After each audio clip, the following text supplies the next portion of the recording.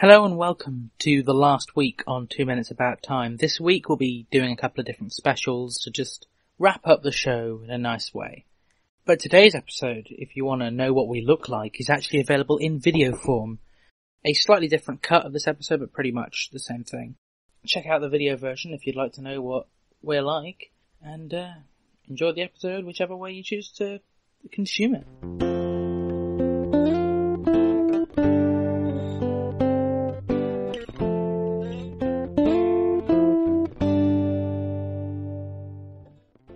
Hello, this is 2 Minutes About Time with Luke Allen and Robert E.G. Black, the podcast that takes a look at the film About Time 2 minutes at a time. I am Richard Curtis, and I hope you enjoy it. And if you don't, well, you can just travel back in time 2 minutes and listen to something else. I'm one of your hosts, Luke Allen. I'm joined, as always, with my co-host, Robert E.G. Black. Hello. And with a whole blend of guests from the history of this show. I am joined with, in alphabetical order, Helen Austin. Hello. As I said, my name's Helen Austin. I worked with Luke on Unstable. I'm an actress, and I'm happy to be here. Curtis Bloes. Hey everybody, I'm Curtis Bloes. I do a podcast called the What I Wish I Didn't Know Show, and I'm a photographer, and I'm just thrilled to come back to do another episode of this show with you, Luke and Robert. Johann Joseph. Hello, everyone. I did work on the Independence Day Minute, the Starship Troopers Minute, and I was previously on this podcast with the infamous Oral Sex Minute. Oh, yeah. Bryon Lockhart. Hey, how you doing? I'm Bryon with the Marine Corps Movie Minute podcast, where we're doing Heartbreak Ridge right now with Clint Eastwood. And just like everybody else, I'm happy to be back. And Bryon, we did try to get Graham Curry on for this episode, but he unfortunately says he does quizzes on Wednesdays. But he wished us luck with the show. Had a nice chat with him. None of you will know who Graham Curry is, but you're in for an interesting episode when we get to the one that's dedicated to Graham Curry. I mean, Robert, do we say, or do we just leave it like that? No, that's good. Okay, and Reece Ord. Hi, I'm Reece Ord. Welcome to my TED Talk. Yeah, I'm a student filmmaker. And Katie Proctor. Hi, I'm Katie. I'm an actress and also a poet, and like the others, I'm just really happy to be back. So, the idea for this episode, however well it will end up working out, I will randomize a number using just the Google number randomizer between 1 and 119. It could be any minute from the film. Some of the guests who've been on may have discussed this minute before. They may not have discussed this minute. And it's just time to find out what it is. Right, so the number for now is number 69.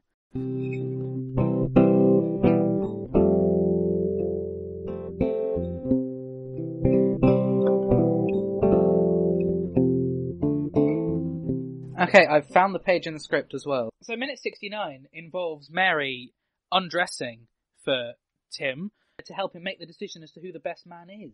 Okay, so I guess the good thing would be to start with Helen, because you haven't seen the film yet. So Damn it, Luke! Still. I got dropped in that. I feel like from the minutes we've given you, Helen, you think this film seems a lot more sex-based than it actually is. Yeah, I was wondering if we were going to end up seeing those puppies or not. I thought it made the film look quite funny from that scene. Yeah, you're right, it definitely seems more sexual than, I'm guessing, most of the other minutes. All of the different scenes you've seen me. Your episode involves Tim nearly sleeping with Charlotte, so you're really not getting the best view of this film. Yeah. Yeah. I think every scene he's been in that I've seen, he's been with a different woman. Which, from what I've heard, is not the way the film goes at all. I thought it seemed quite funny. Does he ever pick a best man? I don't know. Analyzing movies 1 minute at a time has made me pay attention to movies more closely than I ever have in my life. And I noticed that before she suggested that she was going to take off all of her clothes or one piece of clothing per answer, she was already preparing the room by closing the windows, which I thought was a nice touch. Well, I like that she thought that part through, but not thought it through enough to wear extra clothing in the like. Is this the first time that she undresses for him ever? No, that can't be right? No, they have sex Okay. The first night she meets him. The first time they meet the third time. Or the third time they meet the first time, I guess. That makes more sense. Yeah, I'm just wondering all the more ways we can confuse Helen. It's really interesting.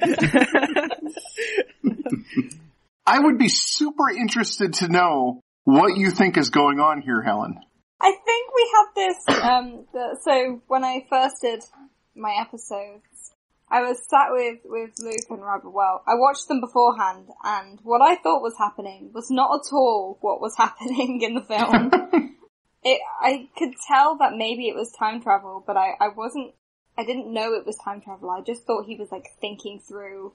He was in a theatre and it kept going back in time and he kept changing his answers to things. Which works with Robert's theory that maybe there isn't actually any time travel in the film and it's all just a story technique to help him process things. It kind of came across like he was thinking through what he wanted to say and then kept thinking of how the other person would respond and went, no, that's not a good thing to say, and then changed his mind and then changed his mind again. And then you were like, by the way, it's about time travel. I was like, oh, okay, I get it now. I see a whole different side to it. Yeah. Well, it could have been like the Robert Downey Jr. Sherlock Holmes movies where they would show it all play out and then you go back and see what really happened. So. I was thinking maybe Robert's idea was that this was, instead of a time travel movie, it was like Next. Who is that? The film where, what's that crazy guy? Nicolas Cage can go forward in time like 2 minutes to see what happens. Yeah. Oh, and then, yeah. I forgot. Because the stuff he does, the power he has in that movie is a lot like what she's describing from the theater scene. Well, I think we just got a fan theory going here where Nick Cage and, now I'm blanking on names, but basically they're related. Nick Cage is like a cousin. That would really explain the portrait. Yeah. There's a painting which the set decorator has told us isn't Nick Cage. There's a painting that looks an awful lot like Nick Cage in the family home. I'm telling you, there you go. That's proof right there. So Nicolas Cage was I need in to the watch Lake this family. movie. I'd like to know what other questions, like how, it would take 2 more questions to get her all the way no, down? Just one more. Is that accurate? So she doesn't have socks on. Oh, just one more question. Oh. How insignificant of a decision could he have made and still had that count? It doesn't seem like the she last had any question rules. is what flavor cake? Simple. That's a very important Could be, decision. I guess. Yeah, I was going to say, that's probably the most important. Yeah. Because To get the best man. I feel like Need to know the what congregation remember the cake more than they remember who the best man was. Yeah. Well, because I'm not sure if anybody else has had to plan a wedding, but this third question of who should be the best man, even if there's boobs on the line, is very critical and very hard to think of. And I could totally understand his point of view where he just gets stumped. Like, you can't just spit out a name and be like, yeah, that's a good enough name. And it's like, no, wait, if you can spit one out that easily, you'd already know. Because you'd have that friend that's obviously the best man. Yeah. Or if you have the power of have time the friend travel, that- you just go back. Which I didn't have that power. But, hence, divorce, but the thing is, though, what he said is right, that the person I chose at the time gave a horrible speech. And so, I mean, we see Jay's speech later on, and it is a horrible speech. yes. But, I mean, have we got any other comments before we randomize to our next minute? And if it ends up being the sex scene, then Helen's a bad luck charm. Well, I was going to say, the fact that there was a striptease on minute 69. Oh, yeah. Yeah. Relatively someone appropriate. had to say it. Yeah, what if they were cutting down words in the script just to get this to happen? Like, That's why they cut it out. I feel like The editor is like, I keep gotta this, put that in this minute. yeah. to keep this on the family-friendly tone, we won't explain why that's funny. They either know or they don't. Well, they knew somebody was going to break it down minute by minute, so they did it for that So, purposes. kids listening, here's what this means. There was a minute-long conversation of how they explained like everything that would help, and they're like, "No, we gotta get rid of that. This part got line at 69." Well, I was going to make one comment about the whole striptease time travel thing. This scene reminds me of Billy Madison when his girlfriend was was trying to teach Adam Sandler, and for every question he got right, she would remove a bit of clothing. The gag in that is they cut back later when he's really acing it, and it's Chris Farley, and he's like, that is correct, and he starts taking his shirt off. I would have liked to see Tim go back like we suggested over and over again to keep seeing this with the better answers, but he screwed something up and there's Chris Farley instead of his wife. Or it's his uncle. Yeah. Right. Uncle Desmond taking off his suit. Go back. I feel like if Uncle Desmond took off his tie, it would feel too uncomfortable. Yeah. He's got the layers for this kind of thing. Yeah, I liked Uncle D. He was awesome. Okay, so we'll randomly select the next minute. 36. I'm now scared because that could be the sex scene. 36. No, 36 is the museum. Oh, okay. Oh, so just the topless picture of Kate Moss instead. Yes. Yes. You're not making your case very well. Image to this film, I'll tell you that.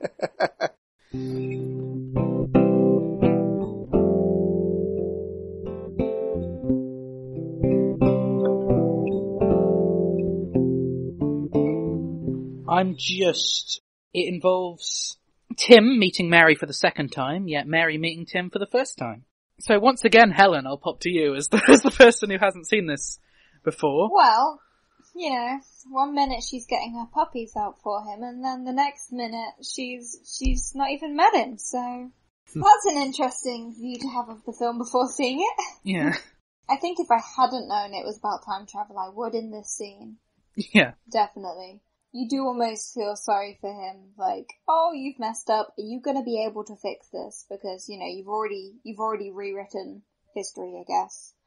You've already rewritten it so that you haven't met yet. Are you gonna be able to fix this? Which I'm sure you all know he does, I guess. Yeah, the rest of the film isn't just him, like, crying in a dark room. But yeah, I mean, it's a good minute, as we discussed quite in detail on the show, as to why on earth they decided to do it in front, I mean, you didn't see the end of the other minute, but this is the only moment of nudity in the film, is the picture of Kate Moss in the background. And it's like, why? Because that's one of the main reasons it's an R in the States. It's a 12A here, and it got an R in the States for language and nudity. So that's just strange, and JP told us that was deliberate. But I can't remember why.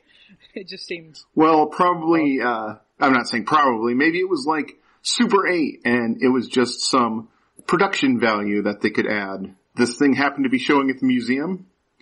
Well, they recreated this exhibit, so they have a bunch of Kate Moss photos on the walls. So there is that. Oh, this was a recreation. Yeah. Yeah. The real exhibit I did not know that. And so they borrowed this stuff. But a lot of... Yeah, I guess, okay. Even that photo of her, that is kind of a famous one of her. So I mean, it makes sense that it would be there. It's just very strange that... Here's the weird thing about it, is because that photo would be considered art in such a way. Because of the way, because of its iconicness. But you can put this scene on YouTube because it's considered art and it becomes uncensored. That's why it makes it weird that the R rating comes in for nudity. Yeah. I mean, considering back in the 80s you would get, what was Clash of the Titans? Yeah. They had a lot of nudity in it, and that was a PG movie. There was boobs all over G movies back in the 70s. Yeah. Yeah, as we've discussed previously on our show, that like Smokey and the Bandit 3 had a lot of nudity, and it was a PG movie, and we're like, why? It's Smokey and the Bandit. It doesn't need it. And weirdly, that was released as an 18 in the UK, which I haven't seen anything Smokey and the Bandit, but I researched that. That was an 18 when it was a PG. Yeah, so at least it's a role reversal here. I mean, we've obsessed, I think all of you have been on episodes where I've obsessed about age ratings, so you know my fascination about the age rating system. But I mean, the whole exchange we get here is brilliant and one of the most iconic moments in the film, I think. His realization when he realized that he messed up and that they haven't met, and that little F-bomb he drops, even though it's, you know, that's one of the things that got it an R. It was so perfectly timed in the way he delivered it. Just like, oh man, I really messed up. And it's, to me, it's also funny. All the uses of bad language in the film are really good. Like, I'm not an advocate for filling films with bad language. I mean, I know we had a little bit in Unstable and stuff, but like, I didn't watch it and think, oh, it's full with swears or whatever. I watched it and thought every single one of them was either funny or emotional. Most of the time funny. There is one moment, which those of you who've seen it and remember, Lindsay Duncan as the mother delivers it, and it almost brings me to tears when she says it. So it's, every use of bad language in this film is beautiful. I think it's because it's well placed instead of everywhere. Yeah. It's a lot more frequent in the script. And in this minute in particular, that is very realistic as how somebody, when they dawns on them just how bad they messed up, how they might just say that to themselves the way Tim does, and it works. Yeah, because if you're meeting somebody new, you're not dropping a bunch of F-bombs, but then when you realize you screwed up like he did, you're gonna drop it because you really messed up. So. Well, and that's something I was gonna say too, as, you know, we know that he's saying it because he messed up, but to her, it doesn't come off as vulgar, because probably the character can also sense that there's something more going on with him, and maybe even that use kind of kept her curious enough to stay in the conversation for longer. Yeah, that actually makes me wonder, like, does she have some sort of feeling because this has happened before? Like, you know, like it's almost like it's fate, but it's just happening differently now. So, yeah, because, I mean, if this was just me walking up to random cute girl and I acted like this, man, cops are getting called, you know? Yeah. I mean, he's kind of a creep. When she says total stranger, it's funny she doesn't say total creep.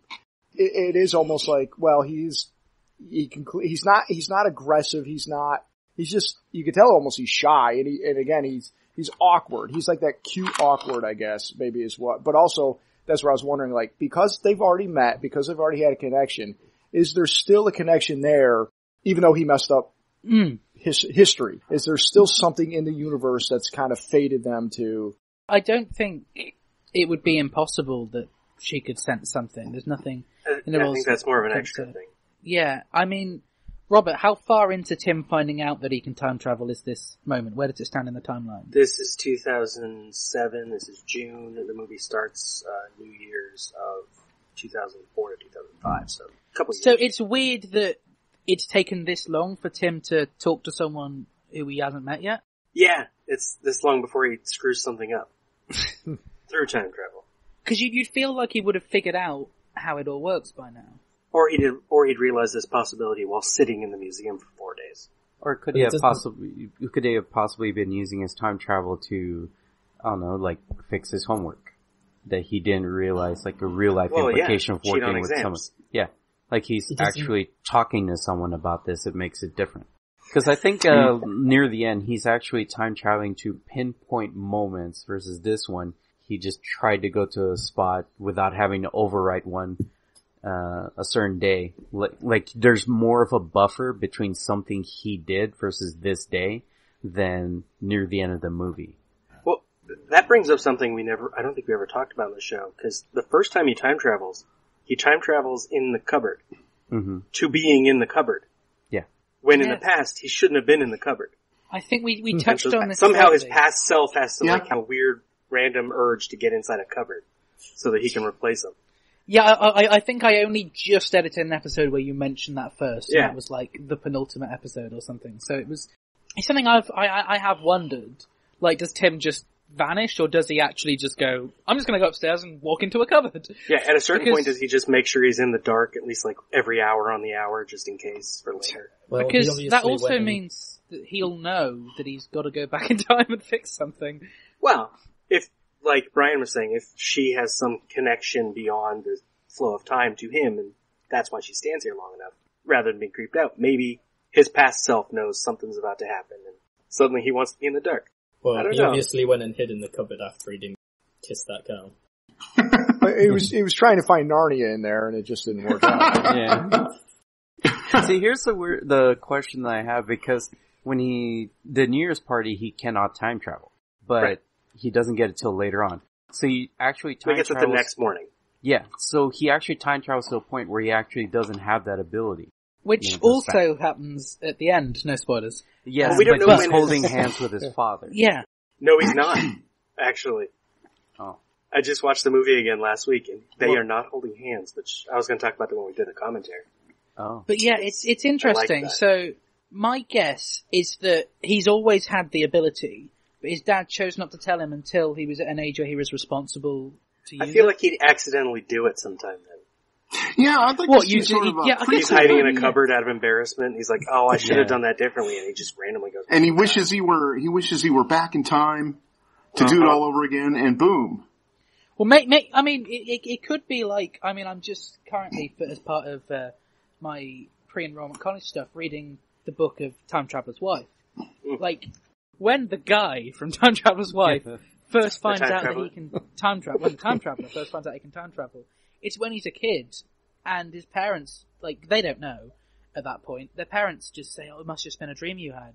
Like, that could be how it was for Tim. That it's just, for ages, he's just that. It was just a weird Well, yeah, dream and what happens to past imagination. Tim when he gets replaced? Is he in the back of his head watching everything that happens, being confused? Just some serious deja vu. He's just out, he's out on the beach having fun with Boy Posey. Because we know they eventually remember stuff, because Kit Kat remembers stuff immediately.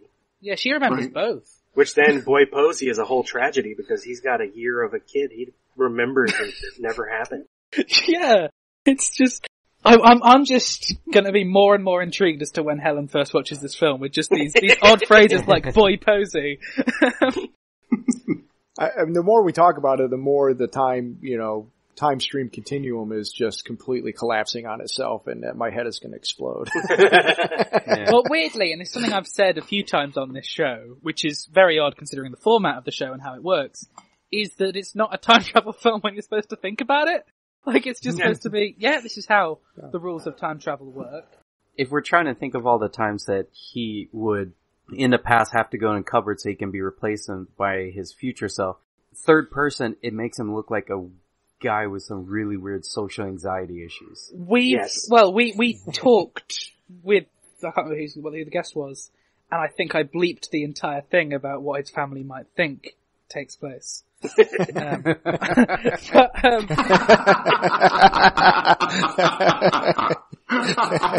can you remember what guest it was? No. Yeah, I think it's one of those strange things. I mean, if we do start thinking about the rules of time travel, the emotional end scene falls to pieces in your hands. Now, just for the kids listening, if when you get to a certain age, you have the urge to be alone and, interact with yourself in interesting ways in the dark, go ahead. It's healthy. And maybe you'll time travel. But yeah, so let's randomly generate another minute. 4. I think we might be safe from anything inappropriate on number 4. Yeah.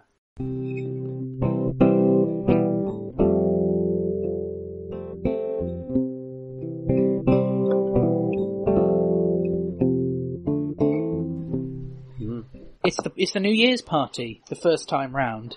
I really like what you said, Robert, in the original episode about, what's the guy's name that Kit Kat's Jimmy. Jimmy. That Jimmy was holding the drink and giving it.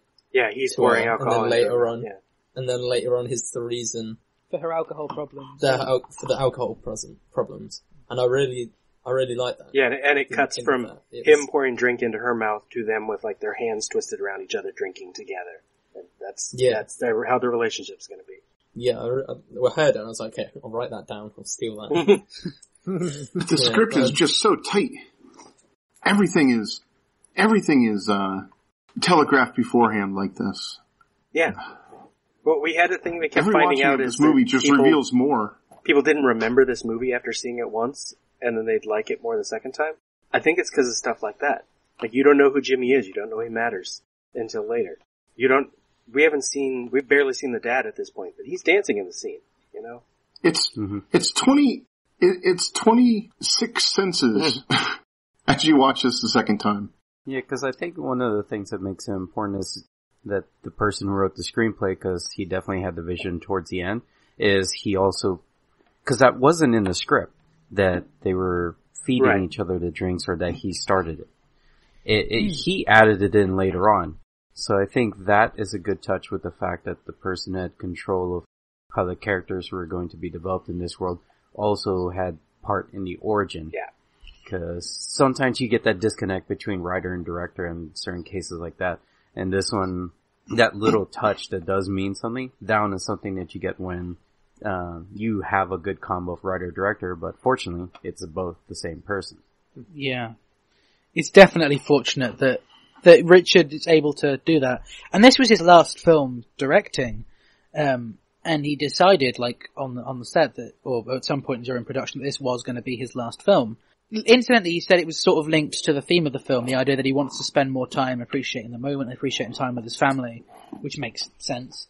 But it is interesting that this is the film he decided to leave on, because although Richard Curtis' directing in this is incredible, you say Richard Curtis, people don't think director, people think writer, because that's what he's known for. A Richard Curtis movie could be directed by anyone, and it's still a Richard Curtis movie. I don't know, because like every director has their separate thing, you know.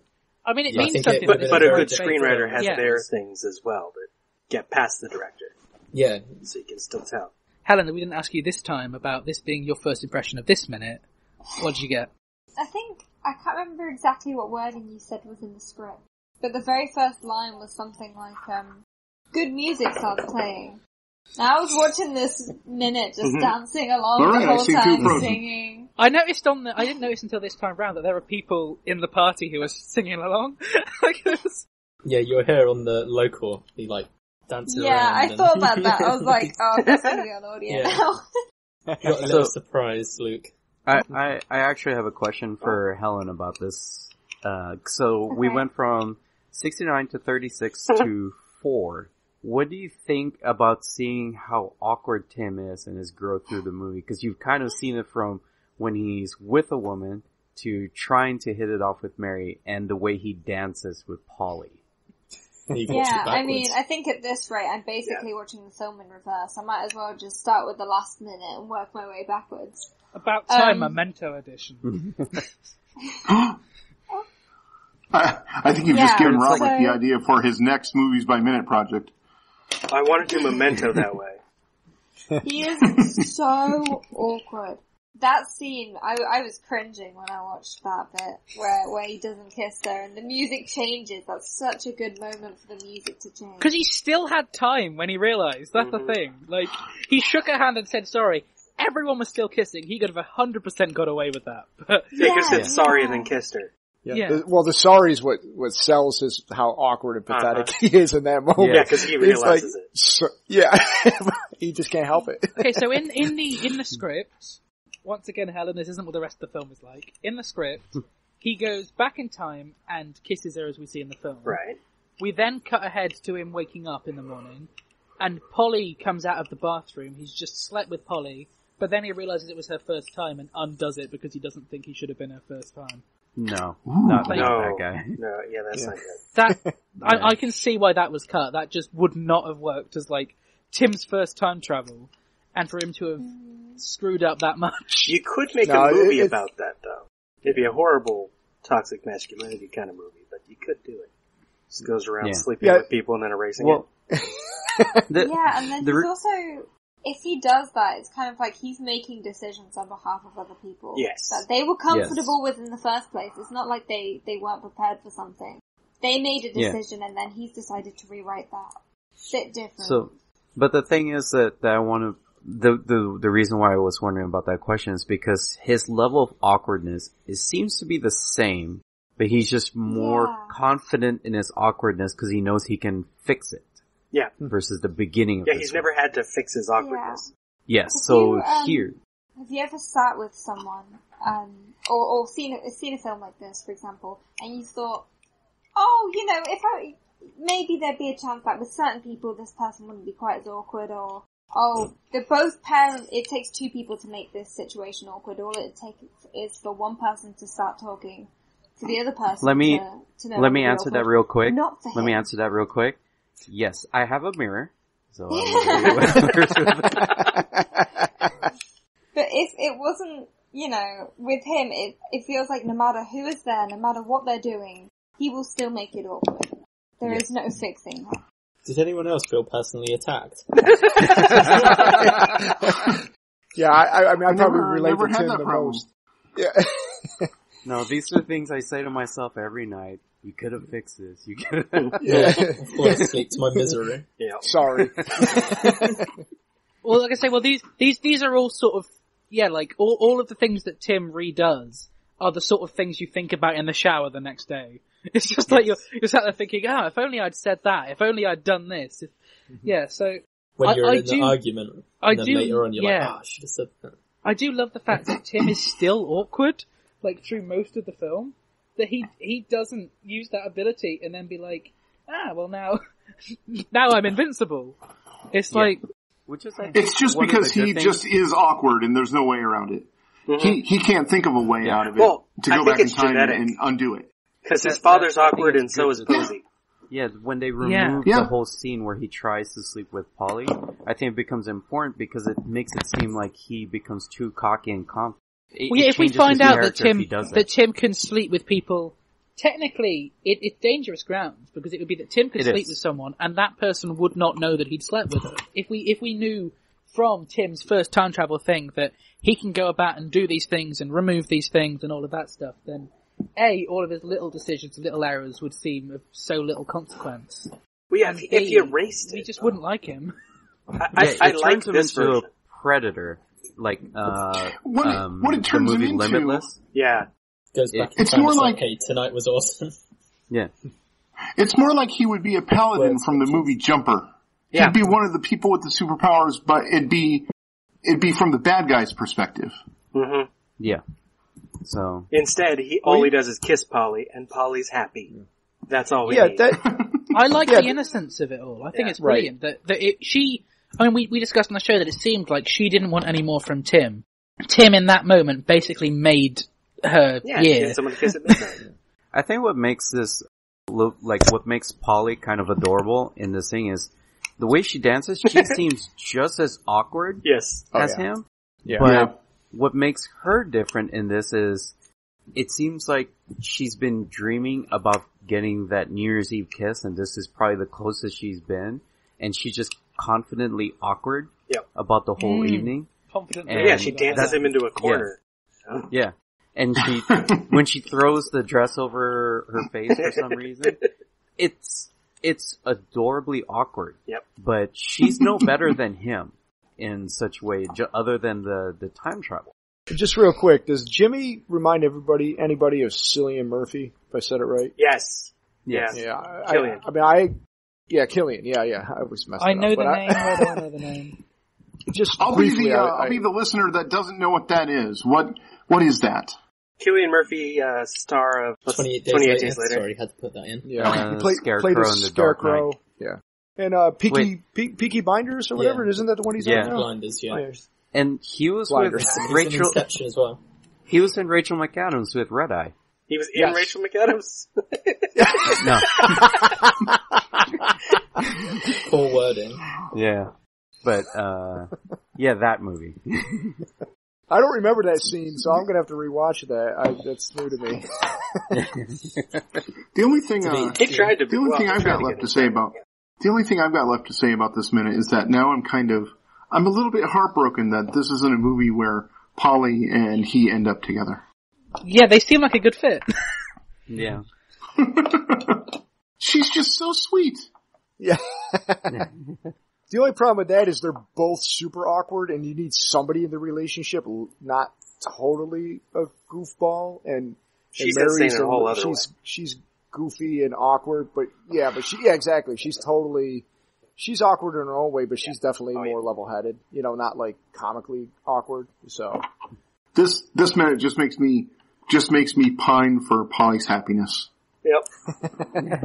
That could be the sequel. Well, and it's even worse because briefly he does erase this moment when he takes Kit Kat back, but then he erases that. So I guess this happened.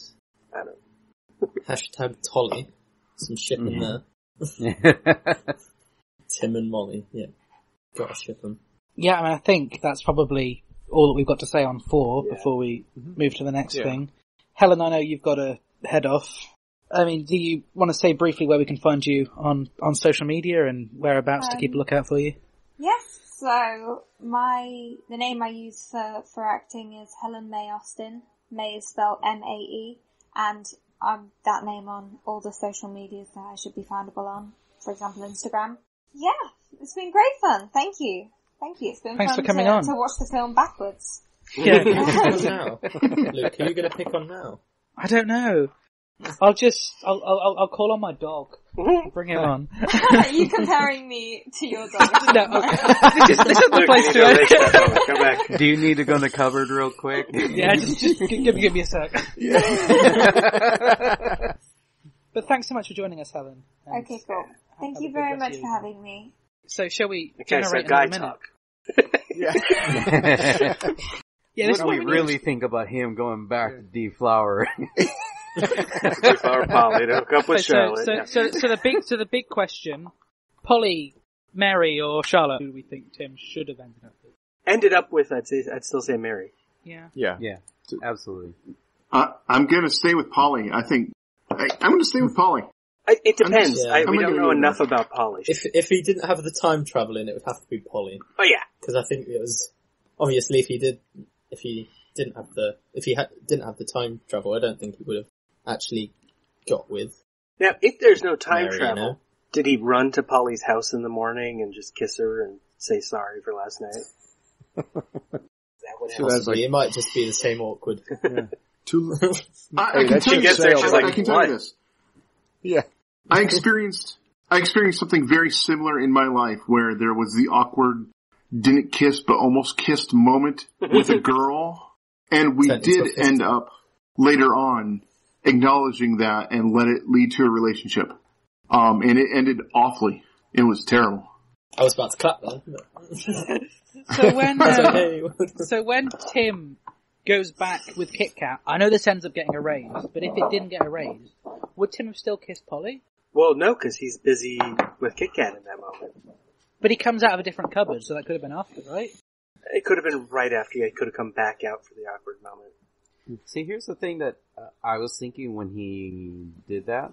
Would Jimmy have ended up with Polly and screwed up her life? The association, the idea is that Jimmy would have just ended up with anyone else, isn't it? Because that's what's sort of joked about. And he seems like a predator type, so oh, he Polly 100% being the more is awkward, stuck in a corner, and Jimmy was just everybody witnessed him getting his.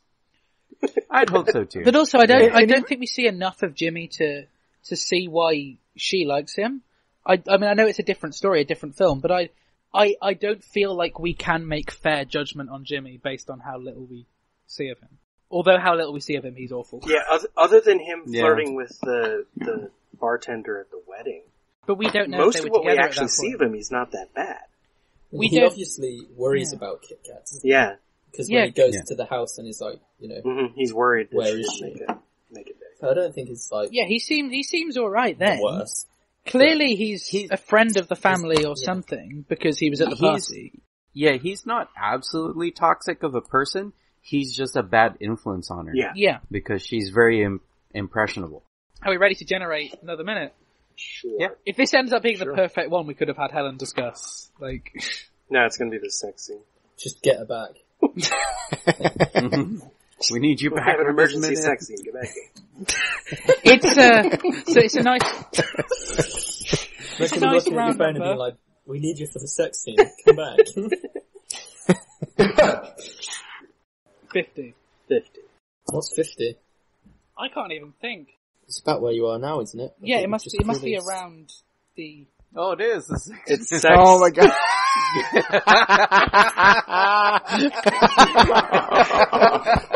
This was planned. You did this on purpose. So the thumbnail for the video. I'm going to text Helen and tell her to come back. At least we know that Helen isn't the reason for all of this.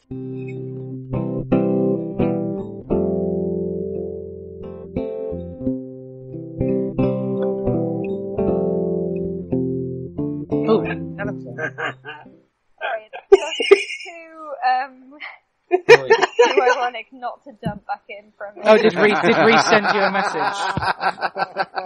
Amateurs. Yeah, well, thanks for popping back on. I nearly sent you a message, so clearly, Reece did. Sorry, come up. Thought, it'd been talked about so much. I thought I may as well see the scene you've been talking about. Yeah, it's awkward watching that scene. I think maybe if you have more context, you know he's an awkward guy anyway, but yeah, I was watching that definitely being like, oh, okay, you're gonna say that? That's a strange thing to say. It's an odd one. It's, anyone want to talk? So everybody's speechless. Nah. Alright, well, I have a question about semantics then, and of course it has to do with time travel, right? Yes, this might be the same question we had. Okay, so if he goes back in time, is he starting fresh each time? Or is he done this physically? So because later he goes into his childhood self, so clearly it's physical changes. So each time it should be a fresh start for him. So it's not like his stamina should basically be at the same level every single time, correct? Physically, yeah. Okay. So when the way it's filmed, you would think that he's like wiped out and she only thinks it's the one time, but he's really done it 3. But basically, so it's really wouldn't be that big of a deal for him to be so exhausted on the 3rd time when she's kind of implying once is only enough or isn't enough. Well, unless time travel also takes energy. Yeah, true. But now he's too exhausted to even travel. Yeah. I'll do it tomorrow. He could just time travel to this night, like whenever he's born. Oh, right. If she's on a business trip or something. Yeah, but then one wrong move and they could just like not be together when he comes back. I mean, I hope it's not. I'd hope it's not that fragile, but you never know their relationship. I hope it's not that fragile, but you'd hope. But yeah, that would be weird. He just sort of thinks, but he's just stuck on his own, waiting for a train, and he's like, I'll just pop by. Yeah. They're married for like 10 years, and he goes back and ruins it all because he did something wrong that one night, right at the beginning. Whenever she's not in the mood, he goes back here. Yeah. She finds out. No, but so here's the thing about this scene, especially where she goes, so once isn't enough for my perfect guy. Mm-hmm. Does it get into his head like, oh, I didn't have to go back every time. I could have just kept doing it all night. Where can our listeners find you on social media, Johann? You guys can find me on the Independence Day Minute, which we finished about Independence Day, and previous podcast was the Roughneck Minute, which was Starship Troopers. Okay, so who's next for social media plugs? Let's see, you can find me, this is Curtis, you can find me, just at my name, curtisblaze.link, curtisblaze.link.tree, whatever link tree is, put my name on it, and that's where all of my stuff is. That's Better Off Dead Minute, all the other stuff, 1,000 different guest spots, my photography, the news site, everything. And it's been amazing being on. Today was so much fun. I had no idea what we were going to be in for. It was just, I thought there's no way this can work, and I'm surprised it's worked. I'm Bryon Lockhart with the Marine Corps Movie Minute podcast, and we are currently breaking down movies of the Marine Corps 1 minute at a time, just like 2 minutes about time, but only doing 1 minute at a time. And we are, we're doing Heartbreak. Or dumber. But, well, your episodes are half the length of our own, so clearly it's about equal. We're doing Heartbreak Ridge, and it's the Clint Eastwood movie where he trains a bunch of knucklehead Marines, and, we can be found at the Marine Corps Movie Minute, just on Facebook. We have a Podbean site. Just put us in there and you'll find us. And, I look forward to my, episodes coming up on About Time about, Graham Curry. Yeah. Hopefully the listeners enjoyed them. The legendary.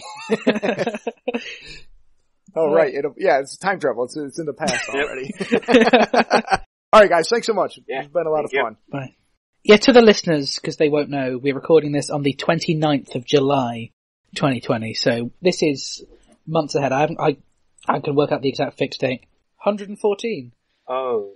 Isn't that like the credits? No, that's Walking on the Beach. I cut the credits out. Ah. Oh, okay. You able to send over 114, Robert, and we can take a little look at that.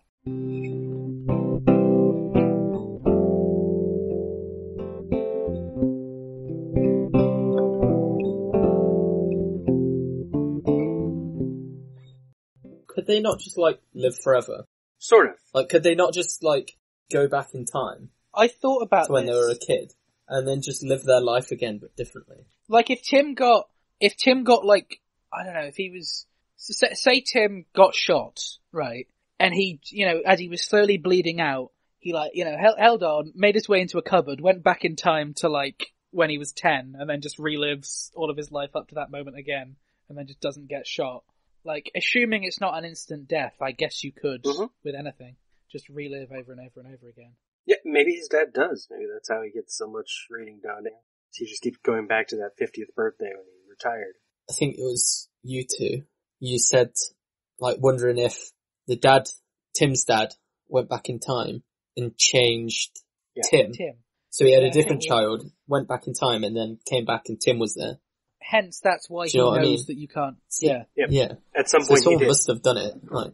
Because he knows. Yeah. So there's one part of being a mistake, and then there's being a time mistake. That's a proper mistake. It'd always be really weird if you came back and the baby was very similar, but not quite the same, and it's just kind of creepy. Oh yeah, it took a. So you don't really realise. Oh yeah, he has a birthmark on his back or something, and they don't realise until.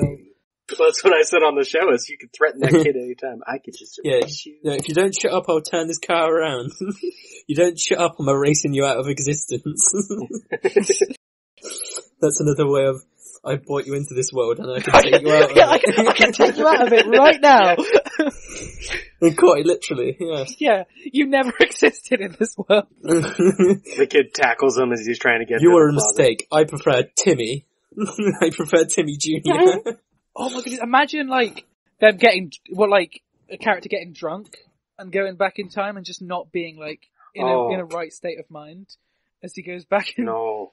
You gotta stay sober when you're a time traveler. Yeah, he goes back in time to the wrong point, or he ends up in some sort of midpoint. He just doesn't aim his time travel quite correctly and ends up in some sort of midpoint where he doesn't exist either. He's erased himself. Instead of a designated driver, he's got a designated keep me out of the cupboard. Imagine Tim turning to Jay and saying, "If I get drunk, make sure I don't go into the cupboard. Bad things happen when I'm in that cupboard. Don't let me go to the bathroom alone. Make sure the light's on." He only drinks at bars that are really bright. Yeah, people are really confused as why Tim's a heavy daytime drinker. I don't drink it, man. It's too dark. I can't risk it. I love that explanation. It's why don't you drink it too dark? Last time I drank, I had twins. The thing is, this week I wasn't going to use quotes for episode titles, but that would have been one. That's a good one, yeah. Was this the last episode, is it? Or is this going to be one the commentary is what we're thinking is the last one, but this is the last Monday. This would be the Shall we do a bad review, Robert? You don't know about this yet, Reece. I do not know about this. As of towards the latter part of the show, every Monday we read a bad review for About Time. Okay. Yep. It was suggested by one of our guests, Callum, as he said that some of the bad reviews are really funny, and they really are. I decided, and I've edited out every time we actually mention the reviewer's name, because I don't want any listeners to just go and give hate to the reviewer. 1 star. This film made me angry. It had me fooled to begin with, as it introduces the scene in a thoroughly charming fashion. It started to get irritating when Rachel McAdams and her fringe showed up on screen. I don't think the fringe was enough to ruin the film, despite the incessant mentions it got on the script. But it was around the point when I started to notice that the story and the characters' behaviour was idiotic. The direction was appalling, with all sorts of stupid montages that were irritating as hell. The more it went on, the more annoyed I got with the pathetic execution of its conceit. I could see it was trying to be humorous and charming, but even that was coming across as annoying. Cinematography was really poor. So many scenes were afflicted with a wishy-washy look and clearly inappropriate contrast ratio settings that made me wonder if anyone was bothering to check what they just filmed. I really don't think there's anything redeeming here by the time it ended. One of the worst British movies I've seen. Spoiler notes. I didn't realise there was so much. I thought the review was finished.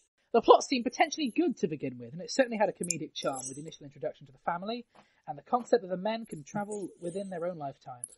So basically, quickly, sorry. Yeah, sorry. Don't be dissing Rachel McAdams' fringe, alright? So, you lost me there, right? I would have been like, okay, you got some fair points, but you lost me right at the start. Carry on. So basically, Quantum Leap then. They didn't try to clarify the technical details of this. Like if you time jump, what happens if you meet your duplicate within the time frame? That's not how this time travel works. Right. It's mostly that comment was me as well. I think what the viewers will see, but the listeners won't, is when I'm talking about myself, I go closer to the microphone, and when I'm reading a review, I go here. They didn't try to clarify the technical details of this, like a time jump. It's mostly clear that you replace him, yet you have your original memories before you jumped. This is a concept movie to show you time travel wouldn't be the solution to your daily problems. You're not expected to question this so much. A bit like Groundhog Day. Yeah. It's like... So they liked it. Yeah. Groundhog Day was a good film. That, the first time he time travels, it just reminded me of Groundhog Day. Because, you know, the first time all this stuff is happening, like the table, like them falling over the table. Yeah. You know, at the party. And then him going back and realising it's all going through and it's stopping it all. So I was like, that reminded me of Groundhog Day. I think Richard Curtis said something about, like, deliberately not watching Groundhog Day when writing it or something. There was, like, because I think a few people asked him about that. It's about having an allegory to say Carpe Diem sort of thing, or at least it should be. It totally fails to have that impact because it's nothing unsurprising or earth-shattering. And because it didn't add anything innovative, there were 2 points where this idea almost got interesting. One where his original meeting with the girl was wiped as he tries to save his father's friend's play from being a disaster, and later when choosing between his sister and his baby. It was also idiotic when he meets Margot Robbie again and almost has a misstep, only to rush up and propose. Then the proposal is redone. In fact, their entire relationship is based on a lie is highly questionable too. But then that's the least of its problems. At least the tone of the film informs you that you're not supposed to see that as a problem. The other thing that annoys me is it makes up the rules as it goes. We're only getting to see the results without getting any sense that the character is acting rationally. He's jumping around, saving his sister, suddenly he can time travel with another person, then he's jumping back to his future and everything's the same except his baby? Why? Because the timing was slightly out and the specific sperm that created the baby had changed? Yes. So he jumps again to undo this. But how? How does he get back to having the exact same sperm? Okay, let's assume that is possible. This leads to the much bigger plot hole towards the end. The main thing that I think we say is that he just goes back in time so that he's not gone to when he went back in time, so he doesn't do it. Yeah. So he jumps again to undo this, but how? How does it get back to having exact same sperm? Okay, let's assume this is possible. This leads to the much bigger plot hole towards the end. His father has died, but he keeps jumping back to see him. Then his wife says, let's have another baby. He knows that if he conceives the baby, then any further jumping back will change it, i.e. effectively kill it and replace it with another. So he conceives and keeps jumping back. WTF. Seems he doesn't care it's changing every time. That he conception, not birth. Yeah. He does that because it's not born yet and he hasn't got to know it, so he doesn't care. I'm fine with that. It makes sense. Either that or the writer doesn't expect audience to care about this consequence. The fact is, I got a distinct impression the writer didn't care about the audience, and that annoyed me too. But the issue with Richard clearly cares about the audience if he's listening to this show. Like, that sort of proves instantly that point is wrong. But the fact that, it didn't care about the audience, and that annoyed me too. But the issue with this conundrum he has to face of never seeing his father again or having a new baby makes no sense. He was able to correct it the first time he switched his baby. So if it's fixable, then there's no reason he can't keep going back to see his father. Ridiculous. I think we discussed this as well, because it is the obvious plot hole. That's not a plot hole, but that's just... It's the point where he just learns to let go, isn't it? Yeah. He doesn't need to keep doing it. And if it takes so much effort and screwing it up to do so, then it's about the point where he goes, okay, now's when we say goodbye. It's such a horribly execute concept film that I think it's forever tarnished everyone involved. And here's a comment which has been said in almost every review we've read, I think, except Bill Nye. He's still cool. The only reason I'm giving this the lowest mark, the reason I'm not giving this the lowest mark is that the first 10 minutes were good. Had a few good music tracks, though most of the score was dire, disagree. And that the idea could have been worthwhile, but this is a low 2. I should say, by the way, low 2, I guess they mean 2 out of 10, because they gave us 1 star, I think, which isn't 2. Yeah. If they want to hear us talk about the music, ages ago now, Robert, your wife's podcast, My Life as a Playlist, we talked about time and the music in that, so if they haven't heard that, they can check that out. The one final sentence or two is IMDb was just looking at what else Richard Curtis has written, and it's a good mixture of really good stuff and really bad stuff. Chalk this up as one of the really bad ones. Some people, they have no taste. And the people commenting Uncultured agree. So I'm going to get hunted down, aren't I? Everyone in the comments of this person's reviews agree. I might not plug my social media now. I'm scared I'm going to get attacked. Delete the social medias of the episodes. Yeah, so where can the listeners find you on social media? You can find me on the Facebook at Reece Ord, Instagram, Reece.o_02, and my Twitter is at @Ord_Reece. Robert, where can they find you? Robert E.G. Black on social media or lemmingdrops.com for links to all my stuff. Listen to find me on Twitter at llama_bottle0, Instagram at Ginger Luke, Facebook Luke Allen Film, all podcasts, radio appearances, newspaper articles, short films. Everything I'm remotely involved in is at lukeallen.co.uk. This show is on Facebook, Twitter and Instagram at 2 Minutes About Time. They can join our Facebook group, The Cupboard, to discuss all things to do with About Time. We're also on IMDb at 2 Minutes About Time. That's one of the first times I've nailed that, probably because I've listened to that so many times. I'll say, you're getting faster. I did a really fast one in an episode probably not too long ago, because I edited that pretty recently, where I didn't even know what I was saying, but it was very nice. Hello, it's Luke from editing here. I kind of realised that Katie never got to say her social media because her internet went and all of that, so here I'm now going to just insert audio from one of her episodes where she says her social media. You can find me on Instagram and Twitter, both the same name. It's just my name, Katie Proctor, but the Katie has 2 eyes. The next question is goodbyes, because I didn't Google an interesting way to say goodbye. Can I? Yes. I thought this might be a bit interesting, right? So why don't you say that, because it's going to be one of the last episodes, right? Yeah. Why don't you use the last line in the film? Yeah, so Reece, you can repeat that line. You can finish off this Monday. Yay! No pressure, but you are going to finish off the penultimate episode. Right. You ready? That's not how penultimate works. Yeah. Count me in. 3, 2, 1.